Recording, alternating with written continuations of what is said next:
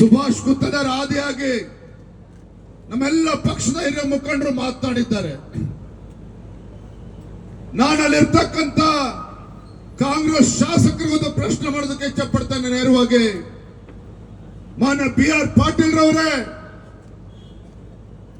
ಯಾವ ಖಾದರ್ ಅವರ ಪತ್ರದ ಮೇಲೆ ಈ ದೇಶದ್ರೋಹಿಗಳ ವಿರುದ್ಧ ಕೇಸನ್ನು ವಿತ್ಡ್ರಾ ಮಾಡತಕ್ಕಂತ ಕೆಲಸ ಮಾಡಿದ್ದೀರಿ.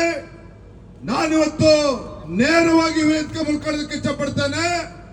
ಯಾವ ಶಕ್ತಿಗಳು ಬಂದರೂ ಸಹ ಮುಂದಿನ ಚುನಾವಣೆಯಲ್ಲಿ ನೀವು ಗೆಲ್ಲೋದಕ್ಕೆ ಸಾಧ್ಯ ಇಲ್ಲ. ಕಾಂಗ್ರೆಸ್ ಪಕ್ಷ ಗೆಲ್ಲೋದಕ್ಕೆ ಸಾಧ್ಯ ಇಲ್ಲ.